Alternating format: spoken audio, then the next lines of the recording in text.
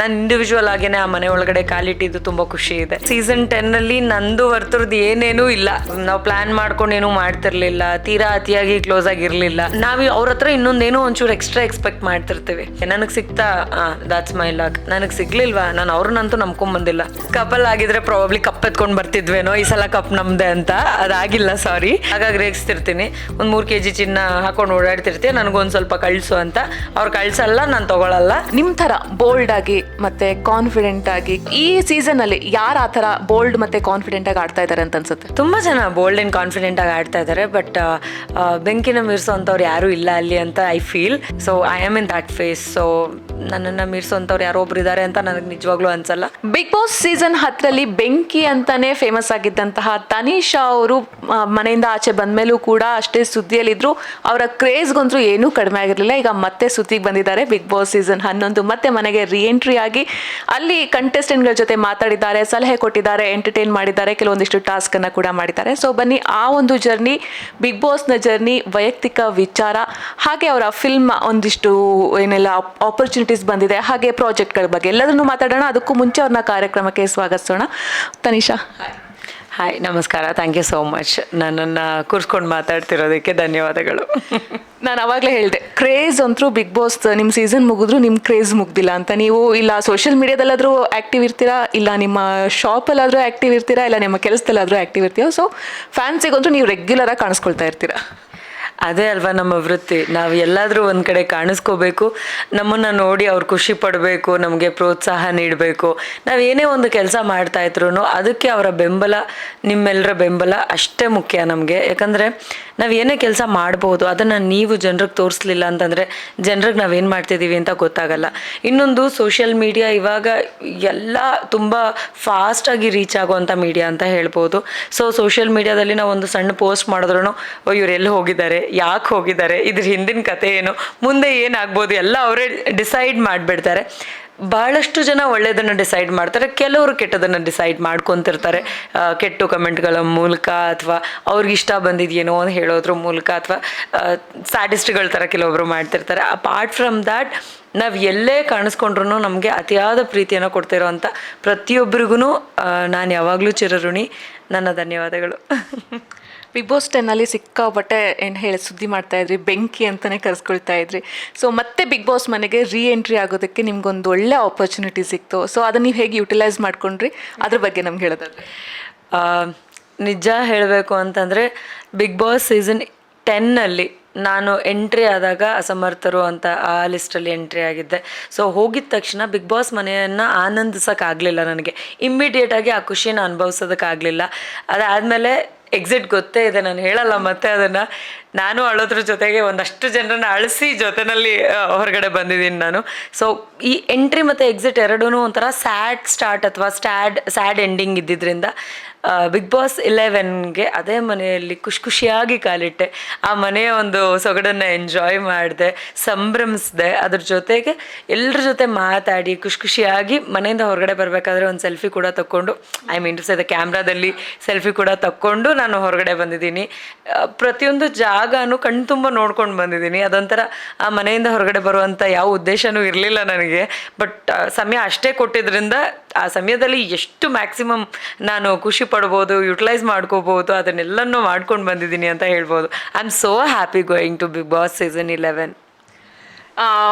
ಹಳೆ ಕಂಟೆಸ್ಟೆಂಟ್ಗಳು ಬರ್ತಾರೆ ಅಂದ ತಕ್ಷಣ ನಾವೆಲ್ಲ ಏನೋ ಇಮ್ಯಾಜಿನ್ ಮಾಡ್ಕೊಳ್ತಾ ಇದ್ವಿ ಅಥವಾ ಎಕ್ಸ್ಪೆಕ್ಟ್ ಮಾಡ್ತಾ ಇದ್ವಿ ಅಂದರೆ, ನೀವು ಮತ್ತೆ ವರ್ತೂರು ಒಟ್ಟಿಗೆ ಬರ್ತೀರಾ, ಅವ್ರು ವರ್ತೂರು ಬೆಂಕಿ ಅಂತ ಅನ್ಕೊಂಡ್ಬರ್ತಾರೆ, ನೀವು ಅವ್ರ ಜೊತೆ ಫ್ಲೋಟ್ ಮಾಡ್ಕೊಂಡು ಒಂದು ಸ್ವಲ್ಪ ಬರ್ತೀರಾ, ಆ ಥರದ್ದೇನೋ ಎಕ್ಸ್ಪೆಕ್ಟ್ ಮಾಡಿದ್ವಿ. ಸೊ ಏನಕ್ಕೆ ಆ ಥರ ಆಗಲಿಲ್ಲ? ನೀವು ಪ್ಲ್ಯಾನ್ ಮಾಡ್ಕೋಬೋದಾಗಿತ್ತಾ? ಅದೇನಾದ್ರು ಆಪ್ಷನ್ಸ್ ಇತ್ತಾ ನಿಮಗೆ ಅಂತ? ಅಲ್ಲ, ಬೀನ್ ಬ್ಯಾಗ್ ಮುಂದೆ ಬಿಗ್ ಬಾಸ್ ಸೀಸನ್ 10ನಲ್ಲಿ ನಂದು ವರ್ತೂರ್ದು ಏನೇನೂ ಇಲ್ಲ, ಆಯಿತಾ. ಸೊ ನಾನು ವರ್ತೂರವರು ಬಿಗ್ ಬಾಸ್ ಮನೆ ಒಳಗಡೆ ಯಾವ ರೀತಿಯಾಗಿ ಸ್ನೇಹಿತರಾಗಿದ್ವೋ, ಹೊರಗಡೆ ಬಂದ ಮೇಲೂ ಕೂಡ ಅದೇ ಸ್ನೇಹವನ್ನು ಅದೇ ರೀತಿಯಾಗಿ ಕಂಟಿನ್ಯೂ ಮಾಡ್ತಾ ಇದ್ದೀವಿ. ಸೊ ಹಾಗಾಗಿ ನಾವು ಅಲ್ಲಿ ಜೊತೆಯಲ್ಲಿ ಅಥವಾ ನಾವು ಪ್ಲ್ಯಾನ್ ಮಾಡ್ಕೊಂಡು ಏನೂ ಮಾಡ್ತಿರ್ಲಿಲ್ಲ, ತೀರಾ ಅತಿಯಾಗಿ ಕ್ಲೋಸ್ ಆಗಿರಲಿಲ್ಲ. ಸೊ ಹಾಗಾಗಿ ಅದರದ್ದು ಎಕ್ಸ್ಪೆಕ್ಟೇಷನ್ ಐ ನೋ ನಿಮಗೆ ನಮ್ಮಿಬ್ಬರನ್ನ ಜೊತೆಯಲ್ಲಿ ನೋಡೋದು ತುಂಬ ಖುಷಿ ಕೊಡುತ್ತೆ ಅಂತ. ಬಟ್ ಸಂತು ಪಂತು ಅಥವಾ ಬೀನ್ ಬ್ಯಾಗ್ ಸ್ಟೋರಿ ಮುಂದೆ ಇದೆಲ್ಲ ಯಾವುದು ಲೆಕ್ಕ ಇಲ್ಲ. ಸೊ ಡೆಫಿನೆಟ್ಲಿ ಅದು ಸೂಕ್ತ ಅಂತ ತಂಡಕ್ಕೆ ಅನಿಸಿರುತ್ತೆ. ಅದಲ್ಲದೆ ನನಗೆ ನಾನು ಇಂಡಿವಿಜುವಲ್ ಆಗೇನೆ ಆ ಮನೆ ಒಳಗಡೆ ಕಾಲಿಟ್ಟಿದ್ದು ತುಂಬ ಖುಷಿ ಇದೆ. ಅವ್ರಗಳ ಜೊತೆ ಹೋಗಿದ್ರು ಇನ್ನೂ ಖುಷಿ ಇರ್ತಿತ್ತೇನೋ. But at the same time ನಾನು ಹೇಳದ್ನಲ್ಲ, ನಾನು ಒಂದು ಮಿಸ್ ಮಾಡ್ಕೊಂಡಿದ್ದನ್ನ ಪೂರ್ತಿ ಆಯಿತು ಬಿಗ್ ಬಾಸ್ ತಂಡ ನನ್ನನ್ನು ಮತ್ತೆ ಕರೆಸಿದ್ದು ಅಂತ. ಆ ಒಂದು ಮೊಮೆಂಟ್ನ ಮತ್ತೆ ಎಂಜಾಯ್ ಮಾಡೋಕ್ಕಾಗ್ತಿರ್ಲಿಲ್ವೇನೋ. So I am happy with what is happen and like ನನಗೇನು ಅವಕಾಶ ಕೊಟ್ಟಿದ್ದಾರೆ ಅದ್ರ ಬಗ್ಗೆ ನಂಗೆ ಸಿಕ್ಕಾಪಟ್ಟೆ ಖುಷಿ ಇದೆ. ಬಿಕಾಸ್ ನಾನೇನೋ ಒಂದು ಮಿಸ್ ಮಾಡ್ಕೊಂಡಿದ್ದೆ, ಪ್ರಾಬಬ್ಲಿ ಅವ್ರು ಅದನ್ನು ಮಿಸ್ ಮಾಡ್ಕೊಂಡಿರಲ್ಲ. ಸೊ ನನಗಿದು ಸೂಕ್ತ ಅಂತ ಅನಿಸುತ್ತೋ. ನೀವು ಹೇಳಿದ್ರಿ ನಿಮ್ಮ ಎಂಡಿಂಗು ಮತ್ತೆ ನೀವು ಹೋದಾಗ ತುಂಬಾನೇ ಎಮೋಷ್ನಲ್ ಆಗಿತ್ತು ಅಂತಂದು. ಅಪಾರ್ಟ್ ಫ್ರಮ್ ದ್ಯಾಟ್, ನೀವು ಮನೆ ಕಾಲಿಟ್ಟಾಗ ನೀವು ಇದ್ದಾಗಿಂತನೂ ಇವಾಗ ಹೋಗಿದ್ದು ಎಷ್ಟು ವ್ಯತ್ಯಾಸ ಅನಿಸ್ತಾ ಇತ್ತು, ಏನೆಲ್ಲ ನೀವು ಈ ವ್ಯತ್ಯಾಸಗಳನ್ನ ಕಂಡ್ರಿ ಮನೆಯೊಳಗೆ ಹೋದ ತಕ್ಷಣ ಅಂತ? ಎರಡು ವ್ಯತ್ಯಾಸ. ಒಂದು, ಸೋಫಾ ಡೈರೆಕ್ಷನ್ ಉಲ್ಟಾ ಇದೆ, ಅಂದರೆ ನಮ್ಗೆ ಈ ಕಡೆ ಇತ್ತು, ಇವ್ರಿಗೆ ಈ ಕಡೆ ಉಲ್ಟಾ ಇದೆ. ಅಪಾರ್ಟ್ ಫ್ರಮ್ ದಟ್ ಒಂದಷ್ಟು ಚೇಂಜಸ್ ಇದೆ. ಆಬ್ವಿಯಸ್ಲಿ ಇವಾಗ ರೀಪೇಂಟ್ ಮಾಡಿದಾಗ ಹೇಗೆ ಅನಿಸುತ್ತೆ ಆ ರೀತಿಯಾಗಿ ಫ್ರೆಶ್ ಅನ್ನಿಸ್ತಾ ಇತ್ತು. ಅದು ಬಿಟ್ಟರೆ ಪೌಡರ್ ರೂಮಲ್ಲಿ ನಾವು ಮೇಕಪ್ ಕಿಟ್ಗಳು ಹೆಂಗೆ ಇಟ್ಕೊಂಡಿದ್ವಿ ಅಂತಂದರೆ ಅಷ್ಟು ರಾಶಿ ಐಟಮ್ಗಳಿದ್ವು. ಇವರೆಲ್ಲ ಸ್ವಲ್ಪ ಕಡಿಮೆ ಇಟ್ಕೊಂಡಿದ್ರು ಅಥವಾ ಒಳಗಿಟ್ಟಿದ್ರು ಏನೋ ಗೊತ್ತಿಲ್ಲ. ಅದನ್ನು ನೋಡ್ಬಿಟ್ಟು ಏನು ಮೇಕಪ್ ಕಿಟ್ಟೇ ಇಲ್ವಲ್ಲ ಇಲ್ಲಿ ಅನ್ನೋ ರೀತಿಯಲ್ಲಿ ಅದೊಂದು ಚೇಂಜ್ ಅನ್ನಿಸ್ತು. ಬಿಟ್ಟರೆ ಮನೆ ತುಂಬ ಚೆನ್ನಾಗಿದೆ. ನಮಗೆ ಒಂದು ರೀತಿಯಾಗಿ ಚೆನ್ನಾಗಿತ್ತು ಅಂತಂದರೆ ಈಗ ಇನ್ನೂ ಒಂದು ಹೊಸತನ ಇದೆ, ಫ್ರೆಶ್ನೆಸ್ ಕಾಣಿಸ್ತಾ ಇತ್ತು. ಆ್ಯಂಡ್ ನಮ್ಮ ಜಾಗನೇ ನಮ್ಗೆ ಇಂಪಾರ್ಟೆಂಟ್ ಆಗಿದ್ದರಿಂದ ಅಲ್ಲಿ ಏನು ಚೇಂಜ್ ಆಗಿದೆ ಅಂತ ನೋಡೋದಕ್ಕಿಂತ ಹೆಚ್ಚಾಗಿ ನಾವು ಆ ಜಾಗದಲ್ಲಿ ಎಷ್ಟು ಹೊತ್ತಿರ್ಬೋದು ಅನ್ನೋದು ತುಂಬ ಇಂಪಾರ್ಟೆಂಟ್ ಆಗಿಬಿಡ್ತು. So I thoroughly enjoyed the small journey of Bigg Boss season 11. Okay, ಮನೆಯೊಳಗೆ ನೀವು ಹೋಗಿದ್ದಾಗ ಐ ಮೀನ್ ಒಂದು ಮನೆಗೆ ರೀ ಎಂಟ್ರಿ ಕೊಟ್ಟ ತಕ್ಷಣ ಅಲ್ಲಿರುವಂತಹ ಸದಸ್ಯರನ್ನೆಲ್ಲ ನೋಡ್ತೀರಾ. ಅದಕ್ಕೂ ಮುಂಚೆ ನೀವು ಹೊರಗಡೆನೂ ಬಿಗ್ ಬಾಸ್ 11ನ ನೀವು ಫಾಲೋ ಮಾಡಿರ್ತೀರಾ. ಸೊ ಇದೆಲ್ಲ ನೋಡ್ತಾ ಹೋದರೆ ನೀವು ಈ ಸಪೋಸ್ 11ಗೆ ನೀವು ಬಂದಿದ್ರೆ ಈ ಸ್ಪರ್ಧೆಗಳನ್ನೆಲ್ಲ ಮೀರಿಸಿ ನೀವು ಗೆಲ್ತಿದ್ದೆ ಅನ್ನೋಂತಹ ಕಾನ್ಫಿಡೆನ್ಸ್ ಜಾಸ್ತಿ ಆಗತ್ತಾ ಈ ಸೀಸನ್ ನೋಡಿದ್ರೆ ಹೇಗೆ ಅಂತ? ಇಲ್ಲ, ಪ್ರತಿ ಸಲ ಅದು ವೇರಿ ಆಗ್ತಾನೆ ಹೋಗುತ್ತೆ. ಯಾಕೆ ಅಂತಂದರೆ ಈ ಸಲ ಇರೋ ಥರ ಇತ್ತು ಅಂತ ಅಂದಿದ್ದಿದ್ರೆ ನನಗಿನ್ನ ಸುಲಭ ಆಗಿರೋದೇನೋ. ಏನಂತಾರೆ, ಅಲ್ಲಿ ನಾನು ಆಟ ಆಡೋದಕ್ಕಾಗಿರ್ಬೋದು ಅಥವಾ ಜಗಳ ಆಡೋಕ್ಕಾಗಿರ್ಬೋದು ಎಲ್ಲ ಸುಲಭ ಆಗಿಬಿಟ್ಟಿರ್ತಿತ್ತು. ಯಾಕಂದರೆ ಮ್ಯಾಕ್ಸಿಮಮ್ ನನಗೆ ಪರಿಚಯ ಇದ್ದರು. ಸೊ ಅಲ್ಲಿ ಇರುವಂತಹ ಕಂಟೆಸ್ಟೆಂಟ್ ಮ್ಯಾಕ್ಸಿಮಮ್ ಪರಿಚಯ ಇರೋದ್ರಿಂದ ನನಗಿನ್ನ ಆ ಕಾನ್ವರ್ಸೇಷನ್ ಅಲ್ಲಿ ಸೀಸನ್ 10ನಲ್ಲಿ ಹೇಗಾಯಿತು ಅಂತಂದರೆ ಯಾರೋ 2-3 ಜನ ಅಷ್ಟೇ ಸ್ವಲ್ಪ ಗೊತ್ತಿದ್ರು, ಅಥವಾ ಯಾರೋ ಒಬ್ಬರು ಸ್ವಲ್ಪ ಚೆನ್ನಾಗಿ ಗೊತ್ತಿದ್ರು, ಈ ಥರ ಇತ್ತು. ಬಿಟ್ಟರೆ ಇನ್ನು ಉಳ್ದವ್ರ ಹತ್ರ ನಾವು ಹೊಸದಾಗಿ ಏನಂತಾರೆ ಗೆಳೆತನನ ಬೆಳೆಸ್ಕೊಂಡು ಅದಾದ ನಂತರ ನಮ್ಮ ಜಗಳ, ಅದಾದ ನಂತರ ನಮ್ಮ ಒಗ್ಗಟ್ಟು ಎಲ್ಲ. ಸೊ ಇಲ್ಲಿ ಏನಾಗಿದೆ ಅಂತಂದರೆ ಈಗಿರುವಂಥವ್ರು ಮ್ಯಾಕ್ಸಿಮಮ್ ನನಗೆ ಪರಿಚಯ ಇದ್ದಿದ್ದರಿಂದ ಗೆಳೆತನದ ಒಂದು ಸ್ಟೆಪ್ ನನಗೆ ಸ್ಕಿಪ್ ಆಗಿಬಿಡ್ತಿತ್ತು. ಸೊ ಅದಿನ್ನೊಂಚೂರು ಅಂದರೆ ಅವ್ರ ಜೊತೆ ಬೆರೆತ್ಕೊಳ್ಳೋದಕ್ಕೆ ಸುಲಭ ಆಗ್ತಿತ್ತು ಅಂತ ಹೇಳ್ಬೋದು.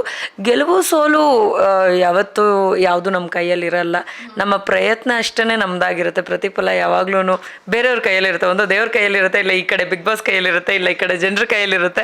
ಸೊ ಅದು ತುಂಬ ವೇರಿ ಆಗುತ್ತೆ. ಅದನ್ನು ಯಾವತ್ತೂ ಹೌದು ಇಲ್ಲಿ ಹೋಗಿದ್ದಿದ್ರೆ ನಾನು ಗೆದ್ಬಿಡ್ತಿದ್ದೆ, ಅಲ್ಲಿ ಹೋಗಿದ್ರೆ ನಾನು ಗೆದ್ದಿಲ್ಲ, ಇದೆಲ್ಲ ಸುಳ್ಳು.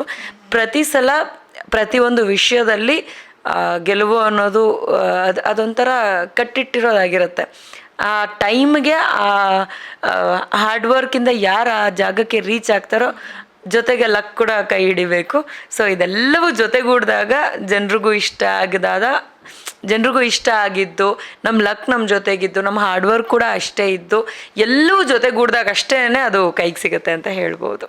ನಿಮ್ಮ ಸೀಸನಲ್ಲಿ ನಾವು ನೋಡ್ದಂಗೆ ಒಂದಿಷ್ಟು ಸ್ಟ್ರಾಂಗ್ ಪರ್ಸ್ನಾಲಿಟೀಸ್ ಇತ್ತು. ನೀನು ಏನಾದರೂ ಮಾಡ್ಕೊ, ನಾನು ಹಿಂಗೆ ಇರೋಳು, ನಾನು ಚೇಂಜ್ ಆಗಲ್ಲ ಅನ್ನೋಂಥ ಸ್ಟ್ರಾಂಗ್ ಪರ್ಸ್ನಾಲಿಟೀಸು ತುಂಬ ಜನನೇ ಇದ್ರು. ನಾನು ಹಾಗೆ ಹೇಳಬೇಕು ಅಂತಂದರೆ. ಬಟ್ ಈ ಸೀಸನಲ್ಲಿ ನಮಗೆಲ್ಲೋ ಒಂದು ಕಡೆ ಅದು ಕಡಿಮೆ ಕಾಣಿಸ್ತಾ ಇದೆ. ಸ್ಟ್ರಾಂಗ್ ಪರ್ಸ್ನಾಲಿಟಿ ಇಲ್ಲೇ ಇಲ್ವಾ? ಯಾಕಂದರೆ ಒಂದ್ಸಲ ಸ್ಟ್ರಾಂಗ್ ಅಂತ ತೋರಿಸ್ಕೊಳ್ತಾರೆ, ಇನ್ನೊಂದ್ಸಲ ವೀಕ್ ಆಗಿರ್ತಾರೆ, ಇನ್ನೊಂದ್ಸಲ ಸ್ಟ್ಯಾಂಡೇ ತೊಗೊಳ್ಳೋದಿಲ್ಲ. ಆ ಥರದೊಂದಿಷ್ಟು ಮಿಕ್ಸ್ಡ್ ಪರ್ಸ್ನಾಲಿಟೀಸ್ ಅಲ್ಲಿರೋದು. ಎಷ್ಟು ಇಂಪಾರ್ಟೆಂಟ್ ಆಗುತ್ತೆ ಒಂದು ಸ್ಟ್ರಾಂಗ್ ಪರ್ಸ್ನಾಲಿಟಿನ ಅಂಥ ಮನೆಯಲ್ಲಿ ಕ್ಯಾರಿ ಮಾಡೋದು ಅಂತ? ಐ ಥಿಂಕ್ ಎಲ್ರಿಗೂ ಅವ್ರದ್ದೇ ಆದಂಥ ನೀತಿಗಳಿದೆ. ನಾನು ಹಿಂಗೆ ಬಿಹೇವ್ ಮಾಡಬೇಕು, 4 ಜನ ನೋಡಿದಾಗ ಹಿಂಗೆ ಬಿಹೇವ್ ಮಾಡಬೇಕು, ನಾನು ಒಬ್ಬನೇ ಇದ್ದಾಗ ಹಿಂಗೆ ಬಿಹೇವ್ ಮಾಡಬೇಕು ಅನ್ನೋ ರೀತಿಯದ್ದು ಪ್ರತಿಯೊಬ್ಬರಿಗೂ ಇರುತ್ತೆ. ಲೈಕ್ ನಿಮಗೂ ಇರುತ್ತೆ, ನಮಗೂ ಇರುತ್ತೆ, ಅಲ್ಲಿರೋ ಎಲ್ರಿಗೂ ಇರುತ್ತೆ. ಸೊ ಅಲ್ಲಿ ಇರೋರಲ್ಲಿ ಪ್ರಾಬಬ್ಲಿ ನಿಮಗೆ ಯಾಕೆ ಸ್ಟ್ರಾಂಗ್ ಅನ್ನಿಸ್ತಿಲ್ಲ ಗೊತ್ತಿಲ್ಲ, ತುಂಬ ಜನ ಸ್ಟ್ರಾಂಗ್ ಆಗಿದ್ದಾರೆ. ನನಗೆ ಒಂದಷ್ಟು ಜನ ಪರ್ಸ್ನಲಿ ಗೊತ್ತಿರೋರು ಸಿಕ್ಕಾಪಟ್ಟೆ ಸ್ಟ್ರಾಂಗ್ ಆಗಿದ್ದಾರೆ. ಅವ್ರಿಗೆ ಯಾವ ಜಾಗದಲ್ಲಿ ಮಾತಾಡಬೇಕು ಅಂತ ಗೊತ್ತಾಗ್ತಿಲ್ವೋ, ಅಥವಾ ಆ ಜಾಗದಲ್ಲಿ ಮಾತಾಡಿದ್ದು ಸಾಕು, ಪ್ರತಿ ಸಲ ಮಾತಾಡ್ತಾರೆ ಅಂತ ಅನ್ಕೊತಾರೆ ಅನ್ನೋ ರೀತಿನಲ್ಲಿ ಏನಾದರೂ ಒಂದು ಒಪಿನಿಯನ್ ಅವರೇ ಏನಾದರೂ ಬಾರ್ಡರ್ ಕ್ರಿಯೇಟ್ ಮಾಡ್ಕೊಂಡಿದ್ರೆ ಈ ರೀತಿಯಾದದ್ದು ಅನಿಸುತ್ತೆ. ಬಟ್ ನಂಗೆ ಗೊತ್ತಿರೋಂಗೆ ಭಾಳಷ್ಟು ಜನ ಸ್ಟ್ರಾಂಗ್ ಆಗಿದ್ದಾರೆ, ತುಂಬ ಜನ ಸ್ಟ್ರಾಂಗ್ ಇದ್ದಾರೆ ಇಲ್ಲ, ಬಹಳಷ್ಟು ಜನ ಸ್ಟ್ರಾಂಗ್ ಇದ್ದಾರೆ. ಮಂಜು ಅವರಾಗಿರ್ಬೋದು, ಶಿಶಿರ್, ತ್ರಿವಿಕ್ರಮ್, ಆಮೇಲೆ ಮೋಕ್ಷಿತಾ, ಭವ್ಯ, ಇವರೆಲ್ಲರೂ ಸಿಕ್ಕಾಪಟ್ಟೆ ಸ್ಟ್ರಾಂಗ್. ಐಶ್ವರ್ಯ ಸಿಕ್ಕಾಪಟ್ಟೆ ಸ್ಟ್ರಾಂಗ್ ಇರೋರು ಇವರೆಲ್ಲ. ಆ್ಯಂಡ್ ಇಂಡಿವಿಜುವಲ್ ಆಗಿ ನಾವು, ಆ್ಯಂಡ್ ನಿಮಗೆ ಗೊತ್ತಿರುತ್ತೆ ಆರ್ಟಿಸ್ಟ್ ಆಗಿ ಒಂದು ವೇ ಆಫ್ ಲಿವಿಂಗ್ನ ಮೇಂಟೈನ್ ಮಾಡಿರ್ತೀವಿ ಯಾರೇ ಆದ್ರೂ ಸರಿ. ಬಟ್ ಆಟ ಅಂತ ಬಂದಾಗ ಆರ್ಟಿಸ್ಟ್ ಆಗಿ ಆಟ ಆಡೋಕ್ಕಾಗಲ್ಲ, ಇಂಡಿವಿಜುವಲ್ ಆಗಿನೇ ಆಟ ಆಡಬೇಕು. So they are many strong people they are. ಕರೆಕ್ಟಾಗಿರೋ ಸಮಯದಲ್ಲಿ ಅವರು ರಿಯಾಕ್ಷನ್ನ ಕೊಡಬೇಕು, ಅಷ್ಟೇ ಬೇಕಾಗಿರೋದಲ್ಲಿ. ಆ್ಯಂಡ್ ಇನ್ನೂ ಒಂದೇನಂತಂದರೆ, ಒಂದಷ್ಟು ದಿನಗಳಾದ ನಂತರ ಇನ್ಯಾರೋ ಒಬ್ಬರು ಸ್ವಲ್ಪ ಜೋರಾಗೇನೋ ಹೇಳ್ತಿದ್ದಾರೆ ಅನ್ಬೇಕಾದ್ರೆ, ಇನ್ಯಾರೋ ಒಬ್ಬರು ಸ್ವಲ್ಪ ಸ್ಟ್ರಾಟಜಿ ಮಾಡ್ತಾಯಿದ್ದಾರೆ ಅನ್ಬೇಕಾದ್ರೆ ಕೆಲವ್ರು ಬ್ಲ್ಯಾಂಕ್ ಆಗೋದು ಸಹಜ. ಸೊ ಅದು ಒಂದು ವಾರ ಆಗಿರ್ಬೋದು ಅಥವಾ ಒಂದು ತಿಂಗಳಾಗಿರ್ಬೋದು, ಈ ಥರ ಬ್ಲ್ಯಾಂಕ್ ಆಗೋದು ಆ ಮನೆಯಲ್ಲಿ ಖಂಡಿತವಾಗ್ಲೂ ಹಾಗೇ ಆಗುತ್ತೆ. ಆ್ಯಂಡ್ ಜನರಲಿ ಏನು ಅನ್ಸುತ್ತೆ ಅಂತಂದರೆ ಕಾಂಪಿಟೇಷನ್. ಸೊ ಫ್ರೆಂಡ್ಸ್ ಆಗಿರಬೇಕಾದ್ರೆ ಒಬ್ರನ್ನೊಬ್ರು ಲಿಫ್ಟ್ ಮಾಡೋ ಪ್ರಯತ್ನ ಮಾಡ್ತೀವಿ, ಪರಿಚಯ ಇದ್ದಾಗಲಿ, ಫ್ರೆಂಡ್ಸ್ ಆಗಿರಬೇಕಾದ್ರೆ ಆಗಲಿ ಅಥವಾ ಫ್ಯಾಮಿಲಿ ಆಗಬೇಕಾದ್ರೆ ಆಗಲಿ. ಬಟ್ ಅಲ್ಲಿ ನಾನು ಗೆಲ್ಲಬೇಕು ಅನ್ನೋದು ಇರೋದ್ರಿಂದ ಅವ್ರು ಮುಂದೆ ಹೋಗ್ತಿದ್ದಾರೆ, ಬಿಡಬಾರ್ದು ನಾನು ಮುಂದೆ ಹೋಗಬೇಕು ಅನ್ನೋ ಒಂದು ಛಲ ಬರುತ್ತಲ್ವ. ಸೊ ಆಗ ಎಲ್ಲೇನು ಮಾಡ್ತೀವಿ ಅಂತ ಗೊತ್ತಾಗಲ್ಲ. ಭಾಳಷ್ಟು ಜನ ಇಡ್ಬೋದು ಕೂಡ ಅಲ್ಲೇ, ಗೆದ್ದು ಬಿಡಬೇಕು ಅಟ್ ದ ಎಂಡ್ ಅನ್ನೋದು ಇರುತ್ತಲ್ವ. ಸೊ ಅದರಿಂದನೇ ಭಾಳಷ್ಟು ಜನ ಎಡುತ್ತಾರೆ ಕೂಡ. Maybe their strategy is not reaching the point. ಹೇಳಿದ್ರೆ ನೀವು ಬ್ಲ್ಯಾಂಕ್ ಕೆಲವೊಂದು ವಿಷಯ ಆಡ್ಬೋದು, ಯಾಕಂದ್ರೆ ಸ್ಟ್ರಾಟಜೀಸ್ ಎಲ್ಲ ನೋಡ್ಕೊಂಡು. ಸೊ ನಿಮಗೆ ಮನೆಯಲ್ಲಿ ಇವಾಗ ಸದ್ಯದ ಮಟ್ಟಿಗೆ ಇದೆಲ್ಲ ನೋಡ್ತಾ ಹೋದ್ರೆ ಬ್ಲ್ಯಾಂಕ್ ಆಗಿ ಯಾರಿದ್ದಾರೆ ಅಂತ ಅನ್ಸುತ್ತೆ? ಒಂದು ಸ್ವಲ್ಪ ಹೊತ್ತಲ್ಲಿ ನೋಡಿರೋದ್ರಲ್ಲಿ ಅದನ್ನು ಹೇಳೋಕ್ಕಾಗಲ್ಲ. ಬಿಕಾಸ್ 24 hours ಪೂರ್ತಿ ಟೆಲಿಕಾಸ್ಟ್ ಆಗಲ್ಲ, ಅಲ್ಲಿ ಏನೇನು ನಡೆದಿರುತ್ತೆ ಅಂತ ಗೊತ್ತಿರಲ್ಲ. ರಿಪಿಟೇಟಿವ್ ಕಂಟೆಂಟ್ ಇದ್ದರೆ ಅದನ್ನು ಟೆಲಿಕಾಸ್ಟ್ ಮಾಡೋಕ್ಕಾಗಲ್ಲ. It is understood. ಸೊ ಇವಾಗ ನೀವೇನೋ ಒಂದು ವಿಚಾರ ಮಾಡಿರ್ತೀರ, ಆ ವಿಚಾರನ ನಾನು ರಿಪೀಟ್ ಮಾಡಿರ್ತೀನಿ, ಅದು ಸಪ್ರೇಟಾಗಿ ಆಗಿರುತ್ತೆ. ಬಟ್ ಆ ಎರಡರಲ್ಲಿ ತುಂಬ ಸಖತ್ತಾಗಿರೋವಂಥ ವಿಷಯ ಯಾವುದಾಗಿರುತ್ತೆ ಅದನ್ನು ಟೆಲಿಕಾಸ್ಟ್ ಮಾಡಿರ್ತಾರೆ. So it is common. But ಅಲ್ಲಿಗೆ ಏನಾಗುತ್ತೆ, ಇಬ್ರಿಗೆ ಸೇಮ್ ಪರ್ಸ್ನಾಲಿಟಿ ಇರುತ್ತೆ. ಇದು ಒಂದು ಟೆಲಿಕಾಸ್ಟ್ ಆದಾಗ ಇನ್ನೊಬ್ರು ಟೆಲಿಕಾಸ್ಟ್ ಆಗದೇ ಇದ್ದಾಗ ಆ ಪರ್ಸ್ನಾಲಿಟಿ ನಮಗೆ ರೀಚ್ ಆಗಲ್ಲ, ಹಿಂಗೆ ಆಗ್ತಾ ಇರುತ್ತೆ. ಸೊ ಅದನ್ನು ನಾವು ಸಾಮಾನ್ಯವಾಗಿ ಬ್ಲ್ಯಾಂಕ್ ಆಗಿಬಿಟ್ಟಿದ್ದಾರೆ ಅಂತ ಅನ್ಕೊತೀವಿ. ಯಾಕೆ ಇವ್ರು ಆ ಟಾಪಿಕ್ಗೆ ರಿಯಾಕ್ಟ್ ಮಾಡಿದ್ರು, ಈ ವ್ಯಕ್ತಿ ಯಾಕೆ ರಿಯಾಕ್ಟ್ ಮಾಡಲಿಲ್ಲ ಅಂತ. ಬಟ್ ಅವರು ಮಾಡಿರ್ತಾರೆ, ಬೇರೆ ಸಂದರ್ಭದಲ್ಲಿ ಮಾಡಿರ್ತಾರೆ. So reacting to the situation on the right time is more important. So ಅಲ್ಲಿ ಎಮೋಷ್ನಲಿ ಸ್ವಲ್ಪ ವೀಕ್ ಆದಾಗ ಬ್ಲ್ಯಾಂಕ್ ಆಗಿಬಿಡ್ತಾರೆ. ಅದು ಎಲ್ಲರೂ ಒಂದೊಂದು ವೀಕಲ್ಲಿ ಒಂದೊಂದು ಜಾಗದಲ್ಲಿ ಆಗಿಬಿಡ್ತಾರೆ. So pretty common it is. ಒಬ್ಬರಂತಲ್ಲ, ಆಲ್ಮೋಸ್ಟ್ ಎಲ್ಲರೂ ಎಲ್ಲ ಜಾಗದಲ್ಲೂ ಆಗ್ತಾರೆ. ಅಂದರೆ ಟೈಮ್ ಬೇರೆ ಇರುತ್ತೆ ಅಷ್ಟೇ. ಒಂದು ಫೇಸಲ್ಲಿ ಬ್ಲ್ಯಾಂಕ್ ಆಗಿ ಆಗ್ತಾರೆ. Okay, fine. ನಿಮ್ಮ ಥರ ಬೋಲ್ಡ್ ಆಗಿ ಮತ್ತು ಕಾನ್ಫಿಡೆಂಟ್ ಆಗಿ ಕ್ಲಿಯರ್ ಕಟ್ ಆಗಿ ಮಾತಾಡೋದು ಸೊ ಈ ಸೀಸನಲ್ಲಿ ಯಾರು ಆ ಥರ ಬೋಲ್ಡ್ ಮತ್ತು ಕಾನ್ಫಿಡೆಂಟಾಗಿ ಆಡ್ತಾ ಇದ್ದಾರೆ ಅಂತ ಅನ್ಸುತ್ತೆ? ತುಂಬ ಜನ ಬೋಲ್ಡ್ ಆ್ಯಂಡ್ ಕಾನ್ಫಿಡೆಂಟಾಗಿ ಆಡ್ತಾ ಇದ್ದಾರೆ. ಬಟ್ ಬೆಂಕಿನ ಮೀರಿಸೋ ಅಂಥವ್ರು ಯಾರೂ ಇಲ್ಲ ಅಲ್ಲಿ ಅಂತ I always feel that. Otherwise also ಅಂದರೆ ಈ ಬೆಂಕಿ ಅನ್ನೋ ಟೈಟಲ್ ಬರೋದಕ್ಕಿಂತ ಮುಂಚೆಯಿಂದನೂ I use to feel that. ಅಂದರೆ ಬಿಗ್ ಬಾಸ್ ಮನೆಗೆ ಹೋಗೋಕ್ಕಿಂತ ಮುಂಚೆನೂ ನನಗೆ ಒಂದು ಒಪಿನಿಯನ್ ಇತ್ತು, ಇಲ್ಲ ಇದನ್ನು ಮೀರ್ಸೋದಕ್ಕೆ ಸಾಧ್ಯ ಇಲ್ಲ ಯಾರ ಕೈಯಲ್ಲೋ ಅನ್ನೋ ಥರದ್ದು ಒಂದು ಒಪಿನಿಯನ್ ನನಗೆ ಖಂಡಿತ ಇದೆ. ಇನ್ನು ಮುಂದೆನೂ ಕೂಡ ಅದು ಕ್ಯಾರಿ ಆಗಿರುತ್ತೆ. Because I am even more confident and more practical. ಒಂದಷ್ಟು ಎಕ್ಸ್ಪೀರಿಯನ್ಸಸ್ನ ಫೀಲ್ ಮಾಡಿದ್ಮೇಲೆ, ಫೇಸ್ ಮಾಡಿದ ಮೇಲೆ, ಆ ಮನೆಯಲ್ಲಿ ಒಂದಷ್ಟು ಎಕ್ಸ್ಪೀರಿಯನ್ಸಸ್ನ ಕಣ್ಣಾರೆ ನೋಡಿದ ಮೇಲೆ ಅಲ್ಲಾಗಿರೋದು ಬಂದಾಗಿರುತ್ತೆ. ಜನ ನೋಡೋದು ಓಕೆ, ನಾವು ಯಾಕೆ ರಿಯಲ್ ಲೈಫ್ನಲ್ಲಿ ಯಾರೋ ಒಬ್ಬರು ನಮ್ಮನ್ನು ಅಪೋಸ್ ಮಾಡ್ತಾರೆ ಅಥವಾ ನಮ್ಮನ್ನು ಯಾಕೆ ಇಷ್ಟ ಆಗಲ್ಲ ಅನ್ನೋದಕ್ಕೆ ಒಂದು ಲೈವ್ ಎಕ್ಸಾಂಪಲ್ ಥರ ಬಿಗ್ ಬಾಸ್ ನಮಗೆ ತೋರಿಸ್ಕೊಟ್ಟಿದ್ದಾರೆ. ಇದ್ರ ಮೇಲೂ ನಾವು ಇನ್ನೂ ಮೋರ್ ಕಾನ್ಫಿಡೆಂಟ್ ಆಗ್ತೀವಿ. So I am in that phase. So ನನ್ನನ್ನು ಮೀರಿಸೋಂಥವ್ರು ಯಾರೋ ಒಬ್ರು ಇದ್ದಾರೆ ಅಂತ ನನಗೆ ನಿಜವಾಗ್ಲೂ ಅನಿಸಲ್ಲ. But there are really good and cool at the same time confident, bold ಭಾಳಷ್ಟು ಜನ ಇದ್ದಾರೆ. ಅವ್ರವ್ರ ಒಪಿನಿಯನ್ನ ಏನು ಮಾತೇ ಆಡಲ್ಲ ಅನ್ನೋರು ಕೂಡ ಒಂದು ಸಂದರ್ಭದಲ್ಲಿ ಎಕ್ಸ್ಪ್ರೆಸ್ ಮಾಡಿಬಿಡ್ತಾರೆ. ಇವಾಗ ನಾವು ಧನರಾಜ್ ಅಥವಾ ಹನುಮಂತ್ ಅವ್ರನ್ನ ಒಂದು ಕಾಮಿಡಿ ವರ್ಷನ್ ಆ ಒಂದು ಫೇಸಲ್ಲಿ ನೋಡ್ತಿರ್ತೇವೆ ಅವ್ರನ್ನ. ಆ ಫೇಸ್ ಏನಾಗುತ್ತೆ, ಅವರ ಒಂದು ನಾಮಿನೇಷನ್ನು ಅಥವಾ ಇನ್ನೇನೋ ಒಂದು ಬಂದಾಗ ಖಡಕ್ಕಾಗೆ ಹೇಳ್ತಾರೆ, ಡೈರೆಕ್ಟಾಗಿ ಹೇಳ್ತಾರೆ. ಸೊ ಆ ಒಂದು ಟೈಮ್ನಲ್ಲಿ ಬೋಲ್ಡಾಗಿ ಆನ್ಸರ್ ಮಾಡ್ತಾರೆ ಅಂತ ನಮ್ಗೆ ಅನಿಸುತ್ತೆ. So there are so many people like that in general ಅಲ್ಲಿ ಮಾಡ್ತಾ ಇದ್ದಾರೆ. ಐ ಥಿಂಕ್ ಈಗ ಸದ್ಯಕ್ಕೆ ಇರೋವಂಥವ್ರಲ್ಲಿ ಆಲ್ಮೋಸ್ಟ್ ಎಲ್ಲರೂ ಇದ್ದಾರೆ. ಇನ್ನು ಕೆಲವ್ರು ಸ್ವಲ್ಪ ಎಚ್ಚೆತ್ಕೋಬೇಕು. ಎಲ್ಲಾನು ನಾನೇ ಹೇಳಿದ್ರೆ ಮತ್ತು ಜನರ ಒಪಿನಿಯನ್ ಏನಾಗಬೇಕು? ನಿಮ್ಮ ಒಪಿನಿಯನ್, ನಿಮ್ಗೆ ಯಾರು ಎಚ್ಚೆತ್ಕೊಳ್ಬೇಕು, ಅವರು ಇವಾಗ ಬೂಸ್ಟಪ್ ಆಗ್ಬೇಕಂತಂದ್ರೆ ಅದು ಯಾರು ಅಂತ? ತುಂಬ ಚೆನ್ನಾಗಿ ಆಡ್ತಾ ಇದ್ದು ಇನ್ನೊಂದು ಚೂರು ಇಮ್ಮಿಡಿಯೇಟಾಗಿ ಚುರುಕಾಗಬೇಕು ಅಂತ ಇರೋದ್ರಲ್ಲಿ ಪ್ರಾಬಬ್ಲಿ ಸುರೇಶ್ ಅವರು. ಆ್ಯಂಡ್ ನಂಗೆ ಗೊತ್ತಿರೋಂಗೆ Aishwarya is really strong. So correct ಜಾಗದಲ್ಲಿ ಇನ್ನೊಂಚೂರು ರಿಯಾಕ್ಟ್ ಮಾಡಬೇಕು, ಅಥವಾ ಇನ್ನೂ ಕ್ವಿಕ್ ಆಗಬೇಕು, ಇನ್ನೊಂದು ಸ್ವಲ್ಪ ಫಾಸ್ಟ್ ಆಗಬೇಕು. ಅಂದರೆ ರಿಯಾಕ್ಷನ್ಸ್ ಯಾವಾಗಲೂ ಏನಾಗುತ್ತೆ, ಇಮ್ಮಿಡಿಯೇಟ್ ಆದಾಗಲೇ ಅದಕ್ಕೆ ಬೆಲೆ ಜಾಸ್ತಿ ಇರುತ್ತೆ. ಸೊ ಇನ್ನೊಂದು ಅರ್ಧ ಗಂಟೆ ಬಿಟ್ಟು ರಿಯಾಕ್ಟ್ ಮಾಡಿದ್ರೆ ಏನಾಗುತ್ತೆ, ಅದೇ ರಿಯಾಕ್ಷನೇನೆ, ಬಟ್ ಅದಕ್ಕೊಂಚೂರು ತೂಕ ಕಡಿಮೆ ಆಗಿರುತ್ತೆ. ಸೊ ಪ್ರಾಬಬ್ಲಿ ಅವರು ಆ್ಯಂಡ್ ನೀನು ಉಳಿದವರೆಲ್ಲರೂ ಚೆನ್ನಾಗೇ ಆಡ್ತಾ ಇದ್ದಾರೆ. ಆ್ಯಂಡ್ ಯಾವಾಗ ಬೇಕಾದರೂ ವೇರಿ ಆಗ್ಬೋದು. ಐ ಥಿಂಕ್ ಮಂಜು, ತ್ರಿವಿಕ್ರಮ್, ಶಿಶಿರ್ ಇವರು ಕೂಡ. ಯಾಕಂದರೆ they are already confident, they are already bold. But ನಾವು ಅವ್ರ ಹತ್ರ ಇನ್ನೊಂದೇನೋ ಒಂಚೂರು ಎಕ್ಸ್ಟ್ರಾ ಎಕ್ಸ್ಪೆಕ್ಟ್ ಮಾಡ್ತಿರ್ತೀವಿ. ಬಿಕಾಸ್ ಅವ್ರನ್ನ ಒಂದು ಲೆವೆಲ್ ಕ್ರಾಸ್ ಮಾಡಿದ್ಮೇಲೆ ಎಕ್ಸ್ಪೆಕ್ಟೇಷನ್ ಹೈ ಆಗ್ತಾ ಹೋಗುತ್ತೆ.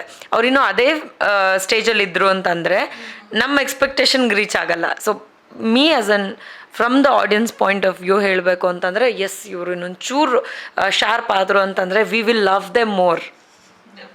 ಮನೇಲಿ ಫೇಕೋ ಆಮೇಲೆ ಪಾಸಿಟಿವ್ ಪುಂಗಿ ಅಂತ ಈ ಬಾರಿ ತುಂಬಾ ಕೇಳ್ಪಟ್ಟಿರೋಂತಹ ಒಂದಿಷ್ಟು ವರ್ಡ್ಸ್ ನಿಮಗೂ ಗೊತ್ತಿರುತ್ತೆ ಯಾರು ಅಂತ.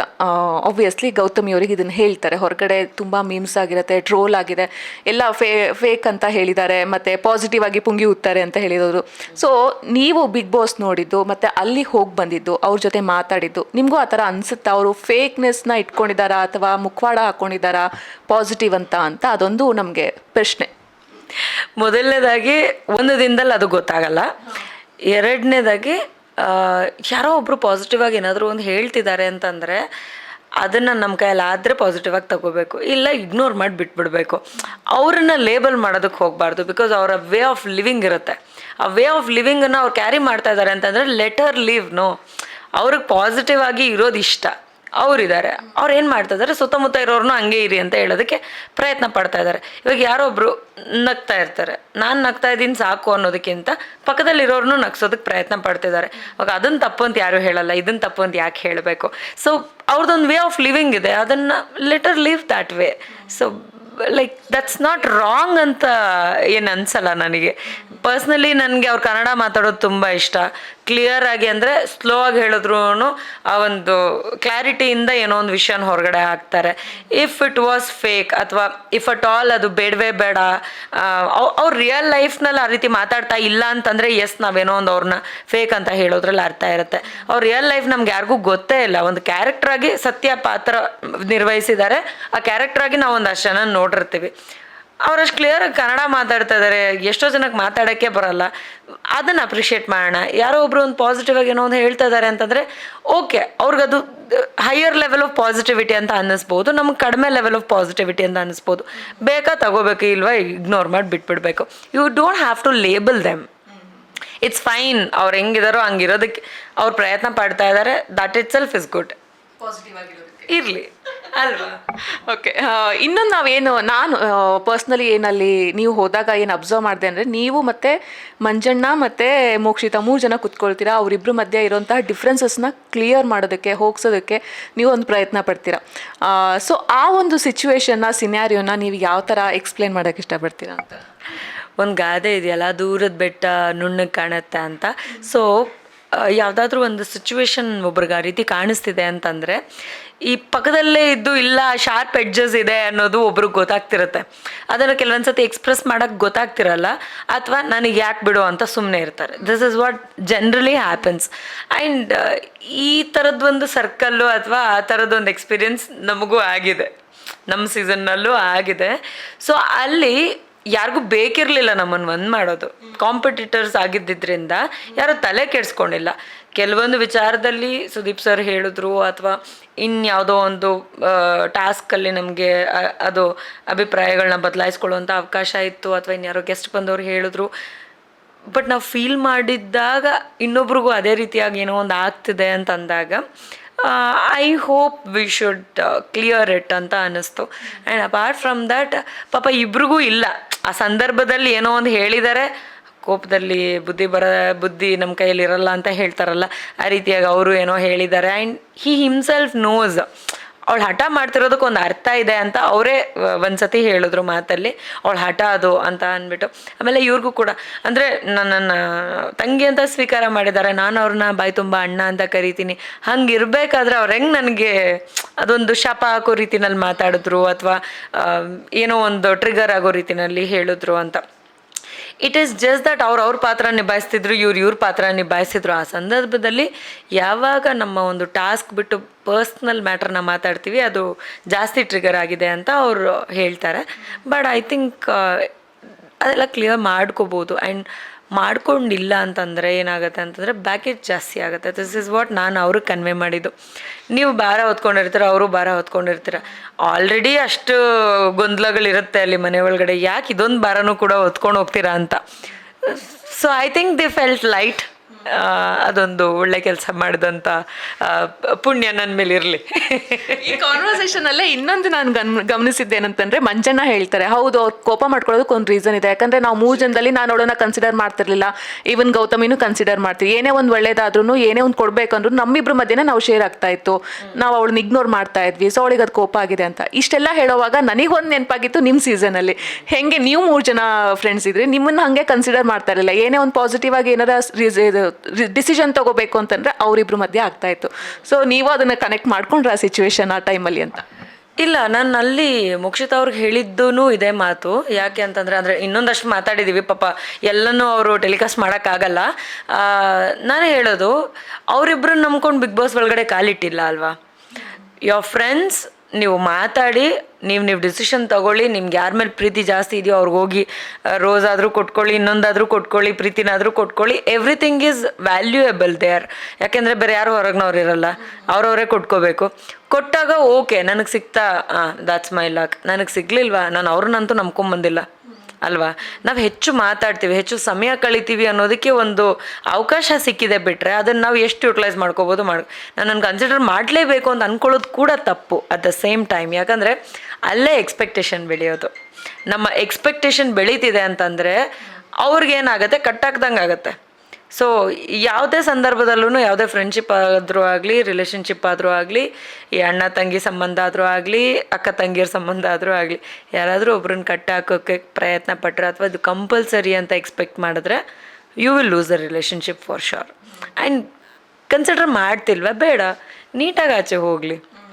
ಆಚೆ ಇದ್ಕೊಂಡು ನಮ್ಮ ಗೇಮ್ ನಾವು ಆಡಬೇಕಲ್ಲಿ ಅಷ್ಟೇ. ನಾವು ಯಾವುದೋ ರಿಲೇಷನ್ಶಿಪ್ ಬೆಳ್ಸೋಕ್ಕೆ ಹೋಗಲ್ಲ. ಆಮೇಲೆ ಬೆಳೆಯುತ್ತಾ, ಕ್ಯಾರಿ ಆಗುತ್ತಾ, ಇಟ್ಸ್ ಆಲ್ ಫೇಟ್. ಲೈಕ್ ಬರೆದಿದ್ರೆ ಖಂಡಿತವಾಗ್ಲೂ ಆಗುತ್ತೆ. ಇನ್ನು ಒಂದು ಹೆಜ್ಜೆ ಮುಂದೆ ಹೋಗಿ ಹೇಳಬೇಕು ಅಂತಂದರೆ, ಹೌದು, ನಮ್ಗೆ ಅಲ್ಲಿ ಬೆಳೆದಂಥ ಫ್ರೆಂಡ್ಶಿಪ್ಪಲ್ಲಿ ನಾನು ವರ್ತೂರವರು. ನೆಕ್ಸ್ಟ್ ಇವಾಗ ಕಟ್ ಮಾಡಿದ್ರೆ ನಾವು ಈಗಲೂ ಅದೇ ಫ್ರೆಂಡ್ಸಾಗೇ ಇದ್ದೀವಿ. ಅವಾಗ ಡೈಲಿ ಮಾತಾಡ್ತಿದ್ವಿ, ಅಲ್ಲೇ ಮನೆ ಒಳಗಡೆ ಮಾತಾಡ್ತಿದ್ವಿ. ಇವಾಗ ಡೈಲಿ ಮಾತಾಡಲ್ಲ, ಸಿಕ್ಕಾಗಿ ಮಾತಾಡ್ತೀವಿ. But we have our own ಲೈಫ್ನು. ಅದೇ ರೀತಿಯಾಗಿ ಅಲ್ಲಿ we have our own game. ನಮ್ಮ ಗೇಮ್ನ ನಾವು ಆಡ್ತಾ ಹೋಗಬೇಕು. ಅದು ಟಾಸ್ಕ್ ಮಾತ್ರ ಅಲ್ಲ. ನಮ್ಮ ಗೇಮ್ ಅಂತಂದ್ರೆ ನಾವಲ್ಲಿರುವಂಥ ಪ್ರತಿಯೊಂದು ದಿನಾನು, ಪ್ರತಿಯೊಂದು ಕ್ಷಣನೂ ನಮ್ಮ ತನನ ಅಲ್ಲಿ ಗಿಡ ಹಾಕಿ ಬೆಳೆಸ್ತಾ ಹೋಗಬೇಕು. ಅದಷ್ಟೇ ನಮ್ಮದು. ಇನ್ನೇನು ಕನ್ಸಿಡರ್ ಮಾಡ್ತಾ ಇಲ್ಲ ಅಂತ ಅಂದ್ಬಿಟ್ಟು, ಈಗ ಬಿಗ್ ಬಾಸ್ ಕನ್ಸಿಡರ್ ಮಾಡ್ತಾರಾ? ಅವ್ರು ತಾನೇ ಕರೆದಿರೋದು. ಅವ್ರು ಕನ್ಸಿಡರ್ ಮಾಡ್ತಾ ಇಲ್ಲ ಅಂತಂದರೆ ಬೇಜಾರು ಮಾಡ್ಕೊಳ್ಳೋದ್ರಲ್ಲಿ ಅರ್ಥ ಇರುತ್ತೆ. ಇನ್ಯಾರೋ ಒಂದು ವ್ಯಕ್ತಿ ಅಲ್ಲಿ ಫ್ರೆಂಡ್ ಆಗಿರೋರು ಕನ್ಸಿಡರ್ ಮಾಡ್ತಾ ಇಲ್ಲ ಅಂದರೆ, ಹೌದಾ, ಇನ್ಮೇಲೆ ನಾನು ಕನ್ಸಿಡರ್ ಮಾಡೋಕ್ಕೆ ಇಷ್ಟ ಇಲ್ವಾ, ಮಾಡಬಾರ್ದು. Simple as that. ಬಟ್ ಅಷ್ಟೊಂದು ಸಿಂಪಲ್ ಇಲ್ಲ ಅಂತ ಅನ್ಕೋತೀನಿ. ಬಿಕಾಸ್ ಇವಾಗ ಬಿಗ್ ಬಾಸ್ ಮನೆಯಲ್ಲೇ ಸುದೀಪ್ ಸರೇ ಹೇಳಿರೋದು, ರಿಲೇಷನ್ಶಿಪ್ನ ಈ ಒಂದು ಸೀಸನಲ್ಲಿ ತುಂಬಾ ಅದನ್ನು ವ್ಯಾಲ್ಯೂ ಕೊಡ್ತಾ ಇದ್ದಾರೆ. ರಿಲೇಷನ್ಶಿಪ್ಪಿಗೆ ವ್ಯಾಲ್ಯೂ ಕೊಡಿ, ಆದರೆ ನಿಮ್ಮ ಗೇಮ್ನ ಹಾಳು ಮಾಡ್ಕೋಬೇಡಿ ಅಂತ ಸುದೀಪ್ ಸರ್ ತುಂಬ ಸಲ ಹೇಳಿದ್ದಾರೆ. ಆಮೇಲೆ ಗೆಲ್ಲೋದು ಕೂಡ ಒಬ್ಬರೇ ಗೆಲ್ತೀರಾ. ಸೊ ಈ ಮನೇಲಿ ಇಷ್ಟೊಂದೆಲ್ಲ ರಿಲೇಷನ್ಶಿಪ್ನ ಬಿಲ್ಡ್ ಮಾಡಿಕೊಂಡು ಅದು ನಮಗೆ ವರ್ಕೌಟ್ ಆಗ್ತಾ ಇಲ್ಲ ಅಂತ ಅದ್ರ ಮೇಲೆ ಕಾನ್ಸಂಟ್ರೇಟ್ ಮಾಡಿ ಟಾಸ್ಕಲ್ಲಿ ಕಾನ್ಸಂಟ್ರೇಷನ್ ಕಡಿಮೆ ಆಗ್ತಾ ಇರೋದು ಕೆಲವೊಂದಿಷ್ಟು ಜನಕ್ಕೆ ಆಗ್ತಾ ಇದೆ. ಇವಾಗ ಅದ್ರ ಬಗ್ಗೆ ಹೇಳೋದಾದರೆ ಅದನ್ನೇ, ಅಲ್ಲೆಲ್ಲನೂ ಟೆಂಪರರಿ. ಒಳ್ಳೇದಾದ್ರೂ ಟೆಂಪರರಿನೇ, ಕೆಟ್ಟದಾದ್ರೂ ಟೆಂಪರರಿನೇ. ಈಗ ಯಾರಾದರೂ ಒಬ್ರು ಜಗಳ ಮಾಡ್ತಿದ್ದಾರೆ ಅಂತಂದರೆ ಎವ್ರಿ ಡೇ ಜಗಳ ಮಾಡೋಕ್ಕಾಗಲ್ವಲ್ಲ. ಒಂದಲ್ಲ ಒಂದು ಪಾಯಿಂಟ್ ಅವ್ರದ್ದು ಇವ್ರಿಗೆ ಇಷ್ಟ ಆಗಿರುತ್ತೆ, ಒಂದಲ್ಲ ಒಂದು ಪಾಯಿಂಟ್ ಅವ್ರದ್ದು ಇಷ್ಟ ಆಗಿರಲ್ಲ. ಸೊ ಕನ್ಸಿಡ್ರೇಬ್ಲಿ ನಾನು ನಿಮ್ಮ ಜೊತೆ ಒಂದು ದಿವಸ ಜಗಳ ಮಾಡಿದ್ದೀನಿ ಅಂತಂದರೆ ಮೇ ಬಿ 24 hours 48 hours ಹೋಗ್ಬಿಡುತ್ತೆ ಅಲ್ಲಿ. Because you don't have any other, ಅಲ್ಲಿ ಬೇರೆ ಏನೂ ಆಪ್ಷನ್ನೇ ಇಲ್ಲ ನಿಮಗೆ. ಹೋಗಿ ಓಕೆ ಎಂಟರ್ಟೈನ್ಮೆಂಟಲ್ಲಿ ನಾವು ಡೈವರ್ಟ್ ಮಾಡ್ಕೊಳ್ಳೋಣ ಅನ್ನೋದಕ್ಕೆ ಆಪ್ಷನ್ ಇಲ್ಲ. ಓಕೆ ಈ ದುಃಖನ ಬೇರೆಯವ್ರ ಹತ್ರ ಹೇಳ್ಕೊಂಡು ಕಳ್ಕೊಂಬಿಡೋಣ ಅನ್ನೋದಕ್ಕೆ ಆಪ್ಷನ್ ಇಲ್ಲ. ಹೇಳಿದ್ರೆ ನಿಮ್ಮ ಹತ್ರ ಹೇಳಬೇಕು, ಇಲ್ಲ ಮಿರರ್ ಮುಂದೆ ಹೇಳಬೇಕು, ಇಲ್ಲ ಹೋಗ್ತಿರ್ಬೇಕು ಸುಮ್ಮನೆ. ಏನಕ್ಕೂ ಆಪ್ಷನ್ ಇಲ್ಲ ಅಲ್ಲಿ. ಸೊ ತೀರಾ ಟೆಂಪರರಿ, ಅಲ್ಲಿ ಏನೇ ವಿಷಯ ಇದ್ರೂ temporary. And if you are practical enough, matured enough ಆಗಿದ್ದರೆ ಆಚೆ ಬಂದಮೇಲೂ ಕ್ಯಾರಿ ಆಗುತ್ತೆ. ಇಲ್ಲ ಅಂತಂದರೆ ಅದೂ ಟೆಂಪ್ರರಿನೇ, whatever it might be. ಒಳ್ಳೆ ವಿಚಾರಗಳಾಗಿರ್ಬೋದು, ಕೆಟ್ಟ ವಿಚಾರಗಳಾಗಿರ್ಬೋದು. ಆ್ಯಂಡ್ ಆ ಟೈಮ್ನಲ್ಲಿ ನಾವು ಇಷ್ಟೆಲ್ಲ ರಿಯಾಕ್ಟ್ ಮಾಡಿರ್ತೀವಿ. ಈಗ ಭಾಳಷ್ಟು ಕೆಟ್ಟ ವಿಚಾರಗಳನ್ನ ಮರ್ತೇ ಬಿಟ್ಟಿರ್ತೀವಿ. ನನ್ನ ತಲೆಯಲ್ಲಂತೂ ನಿಜವಾಗ್ಲೂ 0.1% ಇಲ್ಲ. ಕೇಳಿದ್ರೆ ಓ ಹೌದಲ್ವಾ, ಅದೊಂದು ಮಾಡಿದ್ದೆ ಅಲ್ವಾ ನಾನು ಅಂತ ನನಗೆ ರಿಪೀಟ್ ಮಾಡಬೇಕದು. ಅಂದರೆ ಸಿಚುವೇಶನ್ನ ಯಾರಾದರೂ ಎಕ್ಸ್ಪ್ಲೇನ್ ಮಾಡಬೇಕು, ಓ ಹೌದಲ್ಲ ಇದೊಂದಾಗಿತ್ತು ಅಂತ. I will reglance it. Because ನನಗೊಂದು ಅಭ್ಯಾಸ ಇದೆ, ಕೆಟ್ಟದಾಗಿರೋದನ್ನ ಮರ್ತು ಬಿಡಬೇಕು, ಒಳ್ಳೇದಾಗಿರೋದನ್ನ ಸಾಧ್ಯ ಆದರೆ ಕ್ಯಾರಿ ಮಾಡಬೇಕು. ಇಲ್ಲ ಅದು ಇಂಪಾರ್ಟೆಂಟ್ ಅನಿಸಿಲ್ಲ ಅಂತಂದರೆ ಅದನ್ನು ಬಿಟ್ಬಿಡ್ತೀನಿ. ಈವನ್ ಅಲ್ಲಿ ಒಳ್ಳೇದಾಗಿದ್ರೂ ಅದು ಇಂಪಾರ್ಟೆಂಟಾ ಅಲ್ವಾ, important, okay let me carry. If it is not important, okay ಅಲ್ಲೇ ಬಿಟ್ಟೆ. ಆ ಮನೆಯಿಂದ ಹೊರಗೆ ಬರ್ತಿದ್ದಂಗೆ ಮ್ಯಾಕ್ಸಿಮಮ್ ವಿಚಾರಗಳನ್ನ ಬಿಟ್ಬಿಟ್ಟಿದ್ದೀನಿ ನಾನು. ಬಟ್ ಇದು ಹೆಂಗಾಗತ್ತೆ ಅಂದ್ರೆ ಇವಾಗ ಮನೇಲಿ ಇದ್ದಾಗ ಯಾವುದು ಈ ಒಂದು ಆ ಸಿಚುವೇಶನ್ ಅಂದರೆ ನೀವು ಅರ್ಥ ಮಾಡ್ಕೊಳ್ಳಿ. ನಮ್ಮ ಒಂದು ಕಾಲೇಜ್ ಲೈಫ್ನಲ್ಲಿ ನಾವು ಎಷ್ಟು ರಿಯಾಕ್ಟ್ ಮಾಡ್ತಿದ್ವಿ. ಅಮ್ಮ ಒಂದು ಸಣ್ಣ ಮಾತಂದ್ರೂ ರಿಯಾಕ್ಟ್ ಮಾಡ್ತಿರ್ತೀವಿ. ಇವಾಗ ನಾವೇ ಅವ್ರಿಗೆ ಬುದ್ಧಿ ಹೇಳ್ತೀವಿ. So the same way Bigg Boss ಮನೆಯಲ್ಲಿ ಅದೊಂಥರ ಫಾಸ್ಟ್ ಫಾರ್ವರ್ಡ್ ಮಾಡ್ದಂಗೆ ನಾವು ಒಂದು 10 ವರ್ಷದ ಎಕ್ಸ್ಪೀರಿಯನ್ಸ್ನ ಇಲ್ಲೊಂದು 3 ತಿಂಗಳಲ್ಲಿ ಪಟ್ ಅಂತ ತಿಳ್ಕೊಂಬಿಡ್ತೀವಿ. ಸೊ ದ ಸೇಮ್ ವೇ ನಮ್ಮ ಎಮೋಷನ್ಸ್ ಕೂಡ ವೇರಿ ಆಗ್ತಾ ಇರುತ್ತೆ. ಎಷ್ಟು ಕೆಟ್ಟದಾಗ ರಿಯಾಕ್ಟ್ ಮಾಡಿರ್ತೀವಿ, ಅಲ್ಲೇ ಒಂದು ವಾರದ ಮೇಲೆ ಆ ಟಾಪಿಕ್ ಮಾತಾಡ್ಬೇಕಾದ್ರೆ ನಾವೇ ನಗ್ತಿರ್ತೀವಿ. It is very silly. And ಅದು ಬಿಟ್ಟರೆ ನಮ್ಮ ಹತ್ರ ಬೇರೆನೂ ಇಲ್ಲ. ಸೊ ಹಾಗಾಗಿ ನಾವು ಎಲ್ಲದಕ್ಕೂ ಹೈಪರಾಗಿ ರಿಯಾಕ್ಟ್ ಮಾಡ್ತೀವಿ. ಒಳ್ಳೇದಾದ್ರೂ ಬೇಗ ಅಳು ಬಂದ್ಬಿಡುತ್ತೆ, ಕೆಟ್ಟದಾದ್ರೂ ಅಯ್ಯೋ ನಂಗೆ ನೋವು ಮಾಡಿಬಿಟ್ರು ಅಂತ ಅಳು ಬರುತ್ತೆ. Everything flows out there. ಮುಚ್ಚಿಟ್ಕೊಳ್ಳೋಕ್ಕಾಗಲ್ಲ. ಆ್ಯಂಡ್ ಬೇರೆ ಎಲ್ಲೂ ಜಾಗ ಇಲ್ಲ ಅಲ್ವಾ ಎಕ್ಸ್ಪ್ರೆಸ್ ಮಾಡ್ಕೊಳ್ಳೋದಕ್ಕೆ. ಸೊ ಹಾಗಾಗಿ ಮುಚ್ಚಿಟ್ಕೊಳ್ಳೋಕ್ಕಾಗಲ್ಲ, ಎಲ್ಲವನ್ನೂ ಹೊರಗಾಗ್ತೀವಿ. ಅಟ್ ದ ಸೇಮ್ ಟೈಮ್ ಅಲ್ಲೂ ಹಾಗೆ ಕಾಂಪ್ರೋ ಆಗ್ತೀವಿ. ಎಲ್ಲ ವಿಚಾರಗಳೂ ಎಲ್ರಿಗೂ ರೀಚ್ ಆಗಲ್ಲ. ಈ ಸೀಸನಲ್ಲಿ ಗೆಲ್ತಾರೆ ಯಾರು ಮತ್ತು ನಿಮಗೆ ಯಾರು ಗೆಲ್ಲಬೇಕು ಅಂತ ಇದೆ. ನನಗೆ ಎರಡೂ ಹೇಳಬೇಕು. ಯಾರು ಗೆಲ್ತಾರೆ, ನಿಮಗೆ ಗೆಲ್ಲಬೇಕು ಅನ್ನೋ ಕಂಟೆಸ್ಟೆಂಟ್ ಯಾರು? ಯಾರು ತುಂಬ ಚೆನ್ನಾಗಿ ಆಡಿ ಫಿನಾಲೆಗೆ ಬರ್ತಾರೋ ಅವ್ರನ್ನ ಗೆಲ್ಲಿಸ್ಬೇಕು ಅಂತ ನಾನು ಸಪೋರ್ಟ್ ಮಾಡ್ತೀನಿ. ಚಾನ್ಸೇ ಇಲ್ಲ. ಯಾಕಂದರೆ ಒಂದು ಹೊರಗಿಂದ ನೋಡ್ತಿರೋರಿಗೆ ಬೇರೆ ವಿಚಾರ ಕಾಣುತ್ತೆ. ಒಂದಷ್ಟು ಜನ ನಂಗೆ ಪರಿಚಯನೂ ಇದ್ದಾರಲ್ಲ. ಸೊ ಹಾಗಾಗಿ ನನಗೆ ಅದನ್ನು ಎಕ್ಸಾಕ್ಟಾಗಿ ಹೇಳೋಕ್ಕಾಗ್ತಿಲ್ಲ. ಯಾಕಂದರೆ ನಾನು ಹೊರಗಡೆ ಬೇರೆ ಯಾವುದಾದ್ರೂ ಪರಿಚಯ ಇಲ್ದಿರೋರ್ಗೆ ಬೇಗ ಹೇಳ್ಬಿಡ್ಬೋದು. ಯಾಕಂದರೆ ಡೆಲಿಕಾಸ್ಟ್ ಆಗಿರೋದನ್ನ ಮಾತ್ರ ನೋಡ್ಕೊಂಡು ಏನು ವಿಚಾರ ಅಂತ ನಾವು ತಿಳ್ಕೊಂಡು ಅದನ್ನು ಹೇಳ್ಬಿಡ್ಬೋದು. ಒಂದಷ್ಟು ಜನ ನಂಗೆ ಗೊತ್ತಿರೋದ್ರಿಂದ, ಅವರೊಂದಷ್ಟು ಜನ ಸ್ಟ್ರಾಂಗ್ ಇರೋದ್ರಿಂದ I really want damn please grow. Like ನಮ್ಮ ಜೊತೆ ಇರೋವಂಥವ್ರು ಅಥವಾ ನಮ್ಮ ಜೊತೆ ಆ್ಯಕ್ಟ್ ಮಾಡಿದಂಥವ್ರು ಎಲ್ಲೋ ಒಂದು ಹೆಜ್ಜೆ ಮುಂದೆ ಇಟ್ಟು ಬೆಳೀತಿದ್ದಾರೆ ಅಂತ ಅನ್ಬೇಕಾದ್ರೆ I badly want to support that. ಯಾಕಂದರೆ ನಮಗೆ ಎಷ್ಟೋ ಎಕ್ಸ್ಪೀರಿಯನ್ಸಸ್ ಆಗಿರುತ್ತೆ. ಎಲ್ಲರೂ ನಮಗೆಲ್ಲ ಜಾಗದಲ್ಲೂ ಸಪೋರ್ಟ್ ಮಾಡಿರಲ್ಲ. ಸೊ ನನ್ನ ಕಣ್ಮುಂದೆ ಯಾರೋ ಒಬ್ರಿಗೆ ನಾನು ಸಪೋರ್ಟ್ ಮಾಡುವಂಥ ಒಂದು ಅವಕಾಶ ಇದೆ ಅಂತಂದರೆ ನಾನು ಅದನ್ನು ಮಿಸ್ ಮಾಡ್ಕೊಳ್ಳಲ್ಲ. ಸೊ ಯಾರೇ ಬಂದ್ರೂ ಖಂಡಿತವಾಗ್ಲೂ ನಾನು ಅವ್ರಿಗೆ ಸಪೋರ್ಟ್ ಮಾಡ್ತೀನಿ. ನಿಮ್ಮ ಮತ್ತೆ ವರ್ತೂರ್ ಫ್ರೆಂಡ್ಶಿಪ್ಪು ನಾವು ನೋಡಿದ್ವಿ, ಎಷ್ಟು ಪ್ಯೂರ್ ಇದೆ, ಎಷ್ಟು ಚೆನ್ನಾಗಿದೆ. ಐ ಮೀನ್ ಮನೇಲಿದ್ದಾಗ ನೀವು ಅಷ್ಟೇ ಜಗಳಾಡ್ತಿದ್ರಿ, ಅಷ್ಟೇ ಒಂದು ಬಾಂಡಿಂಗ್ ಇರ್ತಾಯಿತ್ತು. ಸೊ ಹೊರಗಡೆ ಬಂದಮೇಲೆ ನಿಮ್ಮಿಬ್ಬರು ಗೆಳ್ತನದ ಬಗ್ಗೆ ನಮಗೆ ಹೇಳ್ಬೇಕಾದ್ರೆ ನೀವಿಬ್ಬರು ಗೆಳ್ತನ ಅಂತ ಹೇಳ್ತೀರಾ, ಬಟ್ ಬೇರೆಯವರೆಲ್ಲರೂ ನಿಮ್ಮನ್ನು ನೋಡಿದ್ರೆ ಎಲ್ಲರೂ ಕಪ್ಪಲ್ ಅಂತ ಅಂತಾರೆ. ಸೊ ಅದ್ರ ಬಗ್ಗೆ ಕಪಲ್ ಆಗಿದ್ರೆ ಪ್ರಾಬಬ್ಲಿ ಕಪ್ ಎತ್ಕೊಂಡು ಬರ್ತಿದ್ವೇನೋ, ಈ ಸಲ ಕಪ್ ನಮ್ಮದೇ ಅಂತ. ಅದಾಗಿಲ್ಲ, ಸಾರಿ. ಫ್ರೆಂಡ್ಶಿಪ್ ಇವತ್ತಿಗೂ ಹಾಗೇ ಇದೆ. ಜಗಳ ಒಂಚೂರು ಕಡಿಮೆ ಇದೆ. ಯಾಕಂದರೆ ನಾವು ಅಷ್ಟಾಗಿ ಮೀಟ್ ಮಾಡಲ್ಲ. ಅದ್ರ ಜೊತೆಗೆ ನಮಗೆ ಡಿಸ್ಕಸ್ ಮಾಡೋದಕ್ಕೆ ಹೆಚ್ಚು ವಿಚಾರಗಳಿಲ್ಲ. ಸೊ ಹಾಗಾಗಿ ಜಗಳ ಆಲ್ಮೋಸ್ಟ್ ಝೀರೋ ಇಲ್ಲ 1-2% ಇರ್ಬೋದೇನೋ. ಒಂದು ಟೈಮಿಂಗ್ ಮಿಸ್ ಮ್ಯಾಚ್ ಆದಾಗ ಒಂಚೂರು ಕಿತ್ತಾಡ್ತೀವಿ. ಬಿಟ್ಟರೆ ಅಂದರೆ ಇಬ್ಬರು ಒಂದೇ ಪ್ರೋಗ್ರಾಮ್ಗೆ ಹೋಗ್ಬೇಕಾಗಿರುತ್ತೆ. ಒಂದು ಅವ್ರು ಬಂದ್ಬಿಟ್ಟು ಹೊಟ್ಟೋಗಿರ್ತಾರೆ ಅಥವಾ ನಾನು ಬಂದು ಹೊಟ್ಟೋಗಿರ್ತೀನಿ. ಈ ವಿಚಾರಕ್ಕೆ ಹೇಳೋದು ತಾನೇ, ನಾವು ಬರ್ತಾ ಇದ್ದೀವಿ ಅಂತ ಗೊತ್ತಲ್ವಾ ಅನ್ನೋ ರೀತಿಯಾಗಿ. ಬಟ್ ನನಗೆ ಹೇಗೆ ಅಂತಂದರೆ ನನ್ನ ಸ್ಕೆಡ್ಯೂಲ್ ಪ್ರಕಾರ ನಾನು ಪ್ಲ್ಯಾನ್ ಮಾಡ್ಕೊಂಡು ಹೋಗ್ತಿರ್ತೀನಿ, ಅವ್ರ ಸ್ಕೆಡ್ಯೂಲ್ ಪ್ರಕಾರ ಪ್ಲ್ಯಾನ್ ಮಾಡ್ಕೊಂಡು ಹೋಗ್ತಿರ್ತಾರೆ. ಸೊ ಹಾಗಾಗಿ ನಮಗೆ ಮ್ಯಾಚ್ ಮಾಡೋಕ್ಕಾಗಲ್ಲ. ಅದೊಂದು ವಿಚಾರಕ್ಕೆ ನಾವೆಲ್ಲೋ ಒಂಚೂರು ಕಿತ್ತಾಡ್ತಾ ಇರ್ಬೋದು. ಬಿಟ್ಟರೆ ನಾವು ಇವತ್ತಿನವರೆಗೂ ಬೇರೆ ವಿಚಾರಕ್ಕೆ ಯಾವುದೂ ಕಿತ್ತಾಡಿಲ್ಲ. So like happy about that. Touch wood. Okay, ಹುಡುಕ್ಬೇಕು. ಓಕೆ. ಸೊ ಅದು ಬಿಟ್ಟರೆ ಮಾತು ಅಲ್ಲೂ ಅಷ್ಟೇ ತುಂಬ ಏನು ಮಾತಾಡ್ತಿರ್ಲಿಲ್ಲ ನಾವು. ಅಲ್ಲಿ ಏನು ಮಾತಾಡ್ತಿದ್ವೋ ಅದೇ ರೀತಿಯಾಗಿ ಹೊರಗಡೆ ಪ್ರೆಸೆಂಟಲ್ಲಿ ಏನು ನಡೀತಿರುತ್ತೆ ಅದನ್ನು ಮಾತಾಡ್ತಿರ್ತೀವಿ. ಜಾಸ್ತಿ ನಮ್ಮ ಪ್ರಾಜೆಕ್ಟ್ ಬಗ್ಗೆ ಅಥವಾ ಈವೆಂಟ್ಸ್ ಬಗ್ಗೆನೇ ಮಾತಾಡ್ತಿರ್ತೀವಿ. ಅದು ಬಿಟ್ಟರೆ ಇಲ್ಲಪ್ಪ, ನಾನು ಐ ಆಮ್ ವೆರಿ ಕ್ಲಿಯರ್. ಯಾಕಂದರೆ ಅವ್ರ ಮನಸ್ಸಲ್ಲೂ ಏನೂ ಇಲ್ಲ, ನನ್ನ ಮನಸ್ಸಲ್ಲೂ ಏನೂ ಇಲ್ಲ. ನಾನಾಗಲಿ ವರ್ತೂರಾಗಲಿ ಯಾವುದೇ ಆ್ಯಂಗಲಿಂದನೂ ಕಪಲ್ ಆಗಬೇಕು ಅಂತ ಯಾವುದೇ ರೀತಿಯಾಗೂ ನಾವು ಯೋಚನೆ ಮಾಡಿಲ್ಲ. ಸೊ ಇದು ನಾನು ತುಂಬ ಜಾಗದಲ್ಲಿ ಕ್ಲಾರಿಟಿ ಕೊಟ್ಟಿದ್ದೀನಿ. ನಮ್ಮ ಫ್ರೆಂಡ್ಶಿಪ್ ಸ್ಟ್ರಾಂಗ್ ಆಗಿದೆ, ಇನ್ನು ಮುಂದೆ ಕೂಡ ಸ್ಟ್ರಾಂಗ್ ಆಗಿರಲಿ, ಇನ್ನೂ ಹೆಚ್ಚೆಚ್ಚು ವರ್ಷ ಸ್ಟ್ರಾಂಗ್ ಆಗ್ತಾ ಹೋಗಲಿ ಅಂತ ನಾನೇ ಎವ್ರಿ ಟೈಮ್ ದೇವರಲ್ಲಿ ಪ್ರಾರ್ಥನೆ ಮಾಡ್ಕೊಳ್ತೀನಿ. ಯಾಕಂದರೆ ಆತ ಒಬ್ಬ ಒಳ್ಳೆ ವ್ಯಕ್ತಿ. ನಾವು ಯಾವತ್ತೇ ಫೋನ್ ಮಾಡಿದ ತಕ್ಷಣ ಫೋನ್ ಅಂತೂ ಎತ್ತಲ್ಲ. ನಮ್ಮ ಅರ್ಜೆಂಟಿಗೆ ಏನೋ ಒಂದು ಹೇಳ್ತೀವಿ, ಅರ್ಜೆಂಟಿಗೆ ಆಗ್ತಾರೆ ಅನ್ನೋಂಥ ವ್ಯಕ್ತಿ ಅಂತೂ ಅಲ್ಲ. ಬಟ್ ಸಮಯ ಸಿಕ್ಕಾಗ ಖಂಡಿತವಾಗ್ಲೂ ಅವರು ಮಾತಾಡ್ತಾರೆ. ಇಲ್ಲ ಎಲ್ಲಾದರೂ ಒಂದು ಈವೆಂಟಲ್ಲಿ ನನ್ನ ಜೊತೆನಲ್ಲಿ ಯಾರೂ ಇಲ್ಲ ಅಂತಂದರೆ ಅವ್ರ ಹುಡುಗರನ್ನ ಜೊತೆಯಲ್ಲಿ ಬಿಟ್ಟು ಕೇರ್ ಮಾಡೋದಾಗಲಿ ಇದೆಲ್ಲ ತುಂಬ ಚೆನ್ನಾಗಿ ಮಾಡ್ತಾರೆ, which I did not know. ಅಂದರೆ ಅಲ್ಲೇನೋ ಅವ್ರು ಆ ಥರ ಕೇರ್ ಮಾಡಿದ್ದೇನೋ ನೋಡಿಲ್ಲಲ್ಲ ನಾನು. ಸೊ ಹಾಗಾಗಿ ಈ ಒಂದು ಹೊಸ ಕ್ವಾಲಿಟಿ ಅವ್ರದ್ದು ನಾನು ಇಲ್ಲಿ ಹೊರಗಡೆ ನೋಡೋಕ್ಕೆ ಸಿಕ್ತು. ಸೊ ಐ ಥಿಂಕ್ ಫ್ರೆಂಡ್ಶಿಪ್ಪಲ್ಲಿ ಅಷ್ಟಿದ್ರೆ ಸಾಕು ನಮಗೆ. ಅದ್ರ ಮೇಲೆ ಏನು ಎಕ್ಸ್ಪೆಕ್ಟೇಷನ್ ಇಲ್ಲ. ಆಗಾಗ ರೇಗಿಸ್ತಿರ್ತೀನಿ, ಒಂದು 3 kg ಚಿನ್ನ ಹಾಕೊಂಡು ಓಡಾಡ್ತಿರ್ತೀವಿ, ನನಗೊಂದು ಸ್ವಲ್ಪ ಕಳಿಸು ಅಂತ. ಅವ್ರು ಕಳಿಸಲ್ಲ, ನಾನು ತೊಗೊಳಲ್ಲ.